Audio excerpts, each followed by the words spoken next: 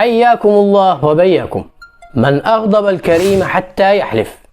يحكى أن الأصمعي كان يسير يوما في الطريق فوجد أعرابيا، فسأله الأعرابي: من أين أنت يا أخ العرب؟ فقال: من أصمع. فقال الأعرابي: ومن أين أنت آت؟ فقال: من المسجد. فقال الأعرابي: وماذا تفعلون في المسجد؟ فقال الأصمعي: نصلي ونقرأ قرآن الله. فقال الأعرابي: وهل لله قرآن؟ فقال الأصمعي: نعم. فقال الأعرابي: اقرأ علي شيئا منه. فقرأ عليه الأصمعي من سورة الذاريات حتى إذا وصل إلى قوله تعالى: وفي السماء رزقكم وما توعدون. فقال الأعرابي: حسبك. وقام الأعرابي وذبح ناقته وتصدق بها يقينا منه بصدق الرزاق سبحانه وتعالى، ثم انصرف. فيقول الأصمعي: وبعد 2 من لقائنا خرجت مع الرشيد للحج فوجدت ذلك الأعرابي، فجاءني وقال: ألست الأصمعي؟ فقلت: نعم.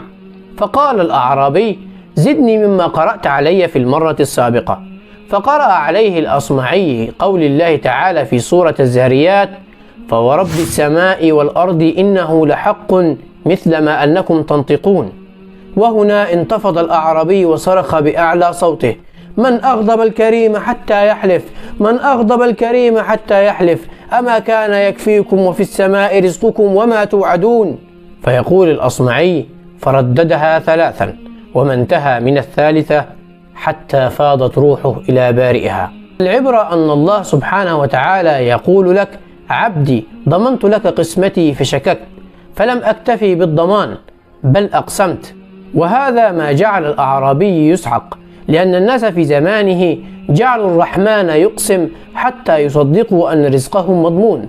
فكيف لو عاش بيننا الآن في زمان أصبح الناس لا يصدقون الرحمن حتى بعد أن أقسم، فترى الواحد منهم يلهث وراء المال حتى ولو كان حراما بدعوى أنه يؤمن مستقبل أولاده، جاعلا الدنيا أكبر همه ومبلغ علمه، وأن مبدأه في الحياة: قد أفلح من كانت له سيارة ومنزل ورصيد بالبنك، ونسي قول الله تعالى: قد أفلح من ذكاها وقد خاب من دساها، ناسيا أن مستقبل الأولاد لا يؤمن بالرصيد في البنك والسيارة والمنزل، ولكن مستقبل الأولاد مرهون بالعمل الصالح، مصداقا لقول الله تعالى: وكان أبوهما صالحا.